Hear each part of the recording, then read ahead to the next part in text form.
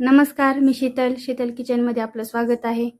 तुम्हाला इथं आगळा वेगळा प्रकार दाखवणार आहे. दोडका तर प्रत्येकाच्या घरी असतो, पण याला खायला म्हणलं की सगळे म्हणतात नको, दोडका नको. त्यामुळं एक झटपट अशी रेसिपी आहे. ही रेसिपी पटकन बनते, याला काही जास्त सामान लागत नाही. चवदार आणि एकदम चटकदार छान अशी मी तुम्हाला इथं दोडक्याची चटणी करून दाखवणार आहे. चला तर मग हा दोडका, या दोडक्याची मी वरली साल काढून घेतलेली आहे आणि आता आपण याला छोट्या खिसणीनं खिसून घेऊया. बारीक खिसा, मोठा खिसा, पण याला खिसून घ्या. छान अशी रेसिपी आहे, तुम्ही नक्की करून पहा. झटपट होणारी रेसिपी आहे.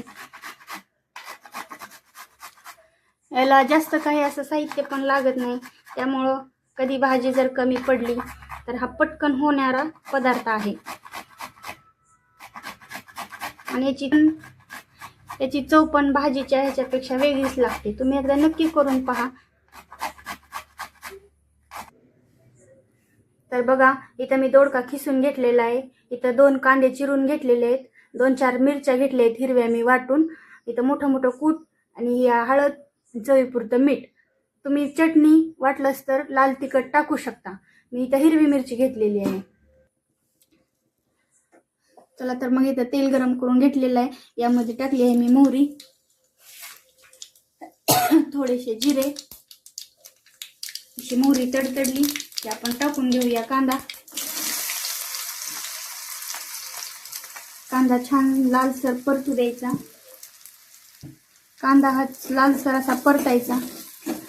मुलांच्या डब्याला पण ही रेसिपी झटपट होऊ शकते आणि मुलं पण आवडीनं खातील. तर तुम्ही करून मुलांना करून देऊ शकता. सकाळच्या घाई गडबडीमध्ये थोडा उशीर होतो, त्यामुळं झटपट रेसिपी आपण शोधत असतो. म्हणून मी म्हणते की या दोडक्याची चटणी तुम्ही मुलांना करून द्या.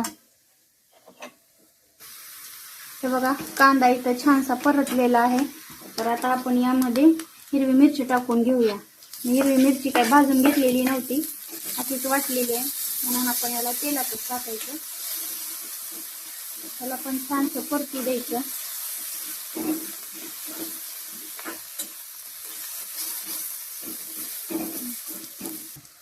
तर हा खिसलेला दोडका मी यामध्ये टाकून घेणार आहे. हा दोडका खिसलेला असल्यामुळे याला पाण्याची काही गरज लागत नाही. ते तेलामध्येच परतून मऊ होतो हा दोडका. जास्त शिजवायची गरज नाही लागत ह्याला. छानसा या तेलामध्ये याला परतू द्यायचं.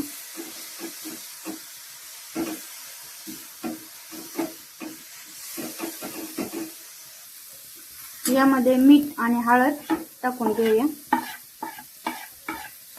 आणि याला छानसं 2 मिनिटं परतून झाकण मारून ठेवणार आहे मी. म्हणजे या मिठाचं ह्याला पाणी सुटतं आणि आपला दोडका लगेच शिजतो. गॅस मी बारीक करून घेतला आहे आता आणि यावरती 2 मिनिटं झाकण मारणार आहे.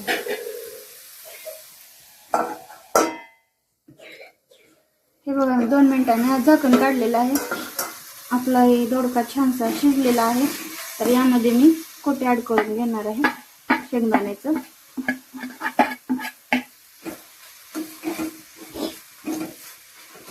परत याला 2 मिनिटं झाकून मारून ठेवूया.